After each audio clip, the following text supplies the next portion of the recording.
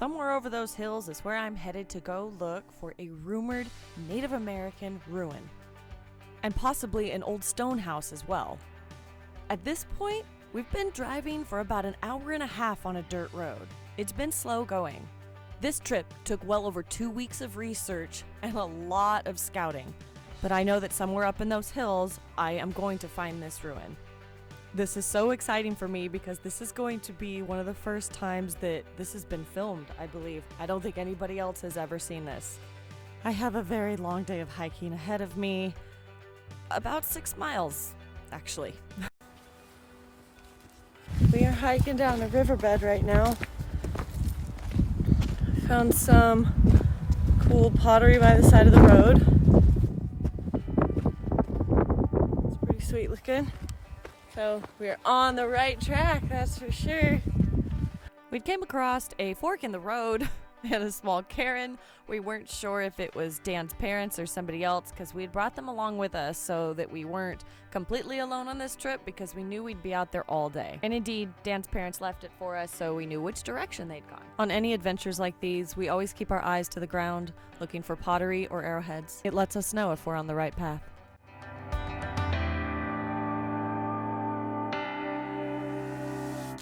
How cool it is! At first glance, I didn't know if this was a ruin or maybe some kind of a fort. It was all made out of sandstone blocks, and the lichen on it lets you know that it had been there for quite a while, just in shambles.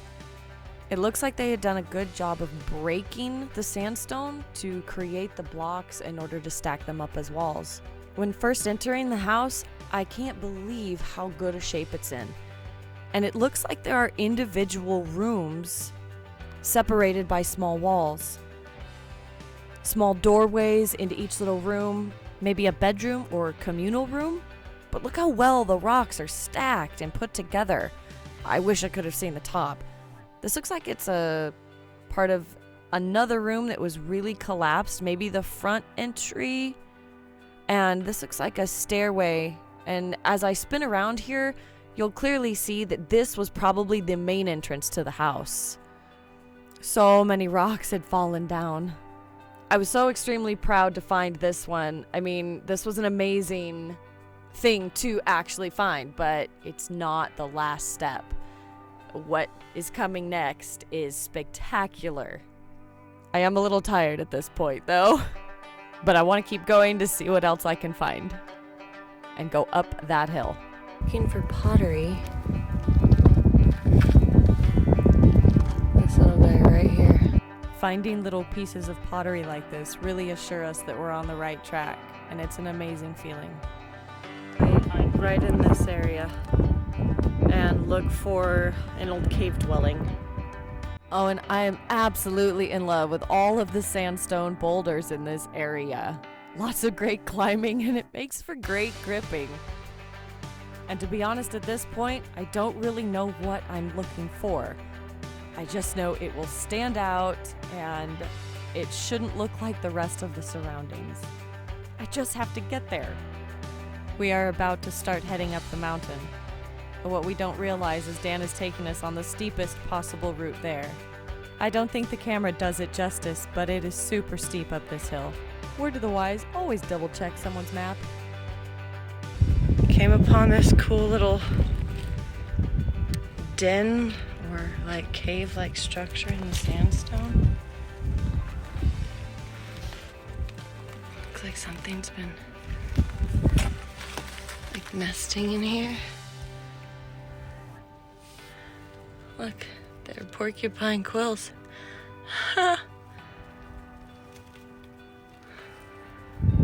They're porcupine quills, so a porcupine has been nesting in this little area. It's crazy. We were way down there somewhere. Dan's over there.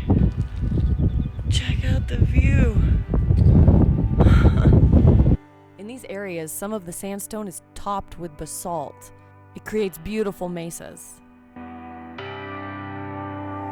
That's what we're headed to. Right there. Well, fuck. I'm aware. Good job, Dan. Hey, the old Google Earth, it looked like it's a flat shot over there. Okay, and this is, I guess, somebody who should never read the map then. Love you, honey, but wow, cool. We'll get there. Dan and his dad struggling to get down. And here it is, this beautiful basalt dome with rock wall structure around it. This basalt feature could have been a single eruption volcano or vent. It would have also been a lot younger than the sandstone that's surrounding it, meaning it erupted after the sandstone was already in place. I can't believe in what great condition this is. It looks like no one's been here for years, and look how well preserved the walls are. Check it out! It was just sitting there, like literally it was like right here. Cool! There are rooms built up against this giant rock structure.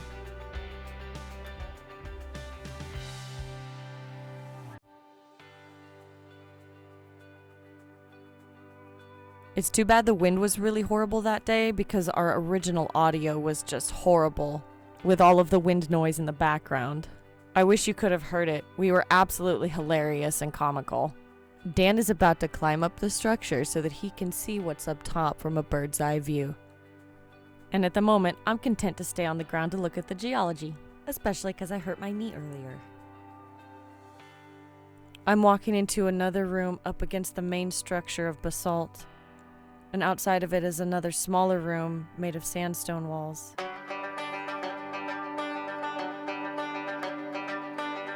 I found some awesome painted pottery shards on the ground. And for those of you already thinking it, they were left there. I spotted a piece of jasper or flint, and this would have been used to nap and to create arrowheads with. Dan has made it to the top of the structure now. He's saying hi. What we found, we left on a big boulder, but these were pieces of pottery shards, little pieces of jasper and flint that had been fashioned to arrowheads that had been broken. I found it absolutely beautiful and fascinating that these were around the structure.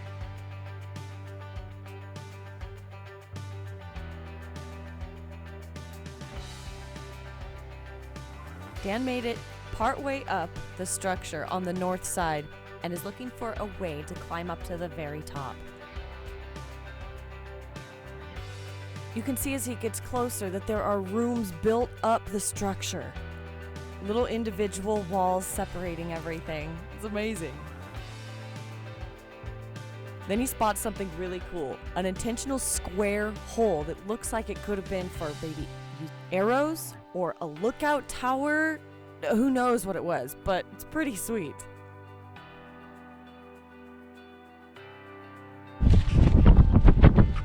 It's pretty cool. This room, you can still see the walkway to get in right here and out, and probably a small ladder.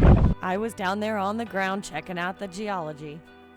I was absolutely in awe at how well the rocks were stacked for the walls. And I couldn't get over the views that they had. It makes me wonder, did they find sandstone in blocks or did they cut it? Dan has nearly made it to the very top of the structure. And check this out. A hole going up through the rocks. It looks like they'd completely designed around it in order to crawl up through it.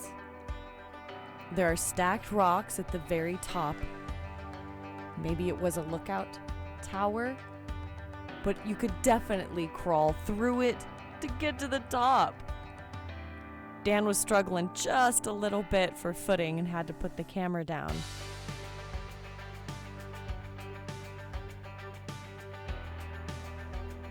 But check out what he crawled through to get up there.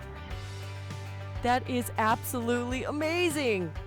And holy crap, look at the view from up there. You could see for miles. You'd definitely be able to tell if anybody was coming.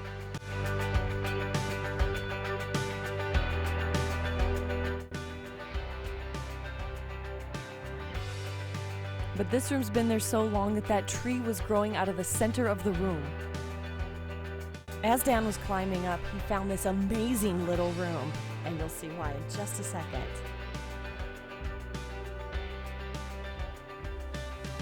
If you look at this area, it's a perfect little hole, maybe for outlook, to create signals, to be hidden, who knows? But what a great place to be able to spy on something if you needed to. Not that I'm an expert, but once you get through here, it kind of makes a perfect beeline to the other side of the canyon.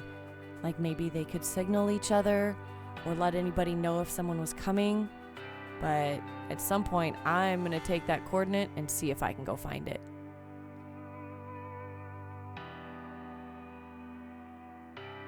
The more we explore the area, the more we're thinking that this is just so extremely old. There is not one evidence of any timbers that they would have made roofs out of. And this giant juniper tree had been growing out of the side of the hill inside of this old room. Years of pine needles and dirt had been piled up in there. Look how thick this tree is to boot. That is not a young tree, guys. And you can see the dirt, it's a pretty thick layer. And from looking at the rock, I think that there might have been 2 different eruptions for this volcano because there is 2 different types of rocks. One that looks like a type of basalt and one that looks like some andesite.